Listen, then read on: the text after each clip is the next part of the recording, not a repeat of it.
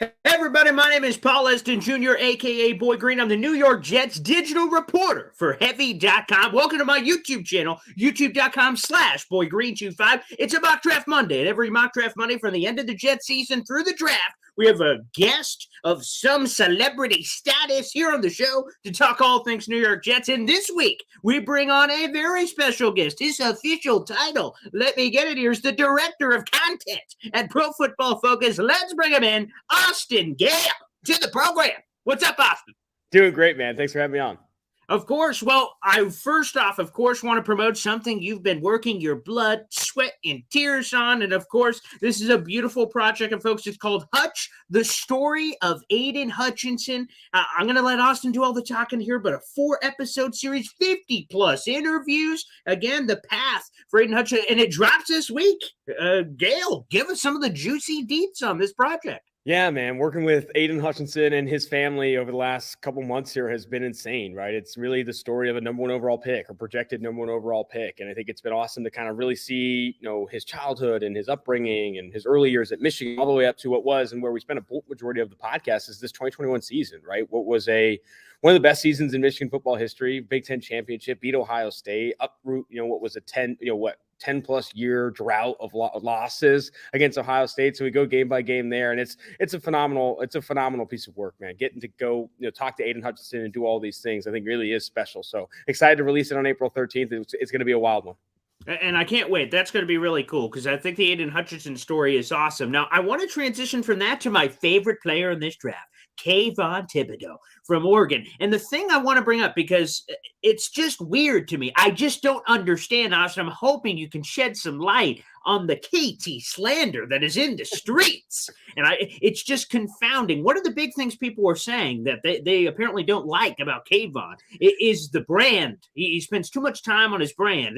There's just too much going on there. And the thing I don't understand is, again, we look at Aidan Hutchinson, who's doing this wonderful project with you guys. Again, I'm really looking forward to it. I can't wait. But no one's talking about his brand. No one's saying, oh, boy, a little too much time on the brand over there for old Hutch. Like, what's the problem? Where's the riff? What am I missing? I consider myself a draft enthusiast, but I haven't heard one iota of negativity about Hutch. And there shouldn't be, by the way, but I haven't heard anything about him. There's all kinds of negativity about KT. What's the problem here? Paul, I don't know, man. I honestly don't know. I don't get it. I don't think Kayvon Thibodeaux should be receiving as much flack as he is, right? You see a lot of, unnamed sources talking about his ego and he prioritizes his brand. And, Kayvon Thibodeaux is a really confident player. And that's what I take from a lot of his, his combine presser and the interviews that he's done. He's also someone that understands that he can maximize his brand in the pre-draft and the post-draft process. And no one should knock him for that, right? He's also a really good football player. I think he's the number 2 player in this class, right behind Aidan Hutchinson. But they could go toe to toe, right? I think Kayvon Thibodeaux should be in consideration for the Jags at number 1. I think he's that good of a football player, and I think exaggerated effort concerns on tape. I don't see that as much as other people's do. And I have no qualms whatsoever with his efforts off the field. I think he's doing everything he should be doing to maximize his brand. So I do think a lot of what it really is, Paul, honestly, I think a lot of people are intimidated by someone who has that much confidence, who has a bit of an ego, right? Who thinks he can be the best player in the NFL. And they're also intimidated by his interests, right? You're intimidated by someone that has his own cryptocurrency, that, plays chess against people on Discord. You think about, if you remember that Dean Pease rant, the defensive coordinator for the Atlanta Falcons, where he said, I still write down things on paper. People are using their computers. I'll tell you what, Dean Pease is probably intimidated by Kayvon Thibodeaux coming in and saying he's got his own cryptocurrency and is releasing NFTs, okay? And that intimidation on their end, I think, is then repackaged as uncoachable or maximizing his brand, when really all it is they don't know how to coach that kind of player. They don't know how to coach someone who wants to maximize his brand and be someone off the field and on the field. I think he's a phenomenal player. He's got great work ethic. I think it's exaggerated concerns on tape. Kayvon Thibodeaux, again, he's splitting hairs to be my number 1 player in this draft. I think he's really that good. And I'll just say my favorite comment came from the pro day where they said, I'm going to butcher this. But they basically asked him, oh, man, what's the biggest thing that's bothered you about all this talk? And he's like, that I'm not considered the number 1 player in the draft. But he meant it. He wasn't just saying it for a headline. I was like, ooh, okay, little juice, little chutzpah. Okay, I like that from KT. Great comment there at the pro day. Let's get into specifically with the New York Jets. They have 4 picks in the top 38. And I want to go kind of best case, worst case. Let's start at number 4 for Jet fans. What is the best possible scenario? Realistically, of course, the best case scenario for them at number 4. Best case scenario for them at number 4, I think, is Kayvon Thibodeau, right? I think they go, if Kayvon Thibodeau falls to the Jets at number 4, I think it'd be a slam dunk. I think they have to go, in my opinion, offensive tackle or edge at number 4.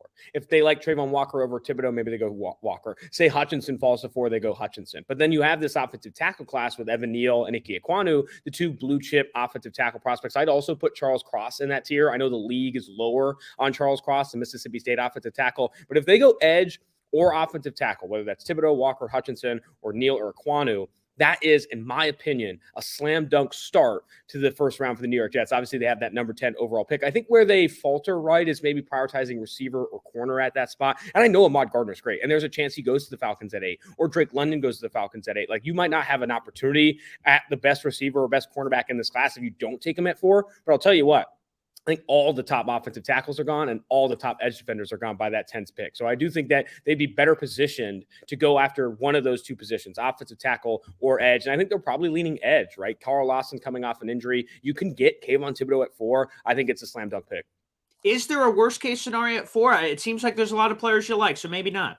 Worst case scenario could be tough, right? Maybe it's Garrett Wilson at 4. I think that would be a bit rich. I don't think the difference between Wilson and who you can get later in the first round or who you could get at 10 is that vast. And I also don't think it's the type of the receiver that I think this receiving core needs, right? Elijah Moore, I think, is a good complement to Drake London. I think London at 4 would also be a bit rich, right? I think those are players that I think you'd be better off hoping land at 10 than to kind of like make sure you get at 4. Right. I do think that them prioritizing non-offensive tackle, non-edge defender positions at 4 is that worst case scenario. And again, it's not a terrible scenario, right? Garrett Wilson's phenomenal. Drake London's phenomenal. It's hard to, worst case scenario is taking a punter at 4. You know what I mean? But the worst case realistic scenario is taking probably a receiver or corner, maybe off-ball linebacker. Hell, who knows, right? It's taking, in my opinion, not an offensive tackle, one of these blue chip guys, and not one of these edge defenders if that's the case. Again, we're speaking with Austin Gayle right here on the show. And stop what you're doing. Hit the like button. Also subscribe as well for more great New York Jets content. And help a brother out over there with Austin Gayle as well for all his great stuff. Again, make sure you check out Hutch later this week, April 13th. That drop wherever you find your podcast. Our guest last week on the show was Tony Pauline of the Pro Football Network. And he brought up a very interesting name at number 10 that made a lot of people go, I'm sorry, what? And that was Trevor Penning. And I know you were down there at the Senior Bowl seeing up close and personal this Trevor Penning guy who seemed to be a polarizing guy on social media. What's kind of the lowdown on him? Trevor Penning is a phenomenal athlete, a big player, but someone that I think I do have concerns with his pass protection, and I do have concerns with the penalties. The nastiness, the demeanor, all that stuff. People love that, right? A lot of traditional offensive line coaches really do love that. And they see that, you talk to evaluators in the NFL, they see that as an uncoachable trait. It's like height, it's like weight. You can't you can't coach that kind of demeanor into a player. He either has it or he doesn't. I think a lot of teams covet that in their offensive linemen. So I would probably not take him as high as 10, especially if Charles Cross is still on the board, which I assume he would be in this scenario. I think Cross is a better offensive tackle prospect. I also like Bernhard Raimann a lot. I think Bernhard Raimann's in that tier as well, the Central Michigan offensive tackle. Now, I think Trevor Penning is going to go a lot higher than people think because he's this big, mean athlete, and you just don't get those guys later in the draft. But I think at 10, that pushes me to say, okay, did they go edge at 4, right? If they went Thibodeau, Walker, Hutchinson at 4, and then said they prioritize offensive tackle at 10, they go Trevor Penning. I don't think that's a worst case scenario, right? Would I rather go one of the receivers at 10 or maybe Ahmad Gardner if he's there at 10? Probably. But I don't think Penning, I'm lower on Penning than the consensus, but I do know that the league is really high on him. I don't think that's a terrible scenario for the Jets. All right, again, Pauline brought up Penning, which surprised a lot of us. So now I will shift that over to you. Are there any dark horse candidates that may make us initially go, I'm sorry, who now? That could happen either at 4 or 10.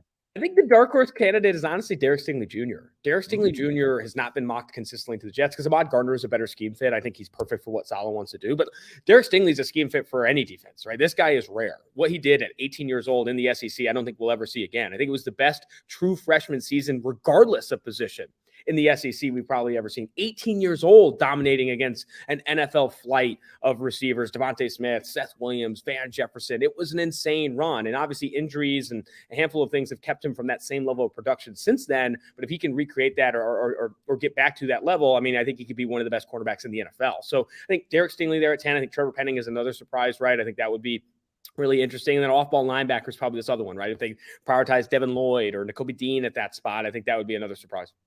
All right, let's bring up this. What positions in your mind are the most top heavy in this draft? In other words, if you're the Jets or any of these teams, you better get them early because they're not going to last. Cornerback, super top heavy this year. If you don't get one of Stingley, Gardner, or McDuffie, excuse me, if you don't get one of Stingley, Gardner, or McDuffie, I think there is a pretty significant drop off, specifically in outside cornerback talent, right? You have Kyrie Elam of Florida that I think will be a first round player because of the drop off in cornerback talent. And then you also have Andrew Booth Jr. of Clemson that I think will be a first round player. But after that, there aren't a lot. Every other outside cornerback prospect you're going to chase is a project. Tariq Woolen, size, tools, all that stuff, but you're probably not expecting him to start in year one. Same with the Sam Houston State kid, Zion McCollum. I think he's a great athlete, but he's not a good cornerback yet. And then after that, there's some slot corners that you could invest in, right? Maybe you play Jalen Petrie, who's more of a safety, but maybe plays in the slot sometimes at a Baylor. That's where you probably lean. Kyler Gordon, maybe a slot guy at the next level. We'll see. But I do think that there's a big drop off after the big three at the top. What's the opposite of that question? What is depth where you don't necessarily have to get it early because you're like, oh, okay, we could still wait till the second, third, fourth round of this draft? Off-ball linebacker. I think this is one of the best linebacker classes we've seen in a really long time. Even after Nakobe Dean and Devin Lloyd, you have Chad Muma of Wyoming, Brandon Smith, Penn State, Christian Harris, Alabama, all really talented off-ball linebacker prospects that I think can start really early on in their careers. I think they're that good. And I even bring up, Darian Beavers of Cincinnati, Quay Walker, Georgia, Channing Tindall, Georgia. Like, these are guys that on day two of this year's draft, a lot of teams are getting starting caliber off-ball linebackers, which I think will drive the value of Dean and Lloyd down a bit, right? Because teams will look at it as, okay, can I get Dean in the first round or Lloyd in the first round? And then from there, or should I invest a first round pick in Dean or Lloyd, or maybe look at the second flight of off-ball linebackers that I think can be starters as well? Okay, let's bring up this. Again, I love KT. But there is a chance, obviously, that he is not the pick for the Jets. A guy that seems like a lot of people like, including your new cohort there over at Pro Football Focus, Connor Rogers, is a Jermaine Johnson guy. So again, I'm not all in on Jermaine Johnson. Help me help you, Austin. Can you give me the pitch and any Jermaine Johnson non-believers out there the pitch as to why we should be okay with him as the pick if he's a guy, or if you feel the other way? I do feel the other way. I'm a little bit lower on Johnson than I think the media is right now. I think he had a significant rise after the Senior Bowl. He was awesome at the Senior Bowl, maybe one of the best, most dominant players over the 2 days of practice. But you go back to it, it's like one of the older edge players in this draft. I think he'll play his rookie season at 23, 24 years old. Did not have really good production at Florida State either. It's like, okay, he showed up at the Senior Bowl, but you look at this past season, he ranked outside the top 50 in true pass rush win rate. Like, it was not like a really productive season for Jermaine Johnson.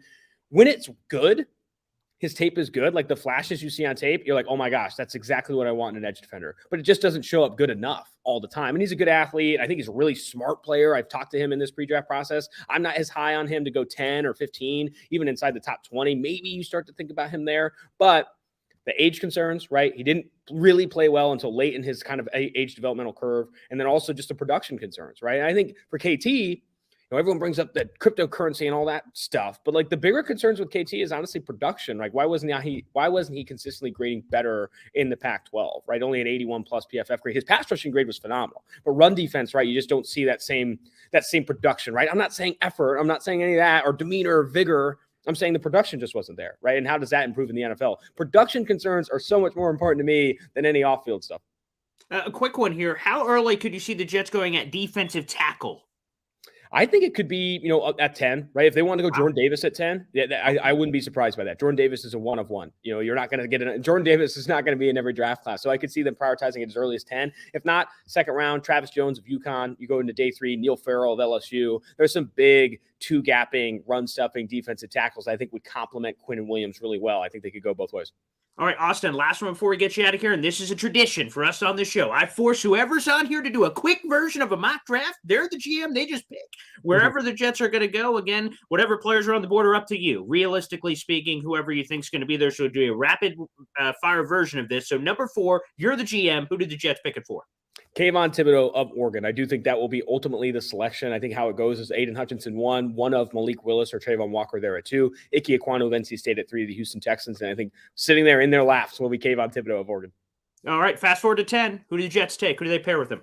I think it's going to be Drake London. I do think that Drake London, it will be the selection there. I think it makes too much sense to try and throw, you go defense, obviously with your number 4 overall pick. I think to try and throw the kitchen sink and improving and developing Zach Wilson, complementing that receiving core with Elijah Moore there, obviously in his second season, I think makes too much sense, right? I don't think they did enough in free agency to add to that receiving core. They were in on Chandler Jones and they were in on Tyreek Hill. both did not pan out. They go grab Kayvon Thibodeau and Drake London in the draft. I think that helps fill those needs. Okay, and just quickly, just because we're swimming in the pool, you don't have to say a player specifically, or just players you think could be possibilities in the top of the second round with 35 and 38. I think UConn defensive tackle Travis Jones is one of my favorite players in this draft. I think if he falls that far, I think that's a monster win for this team. I think safety is the other one. This safety class at the top of day 2 is going to be nasty. Lewis Cine, Georgia, Jaquan Brisker, Penn State, Jalen Petrie, Baylor, all those guys could be available after the first 32 picks. You get one of those guys, I think you fill needs and add value at that spot. All right, Austin, I want to thank you so much for joining us. Again, I'm not sure any words I could say is quite what Kyle Brandt said. You're the Jerry Rice of statistics, but nonetheless, you were fantastic here on the program. Thanks, brother. Thank you. All right, there he is. Austin Gayle here on a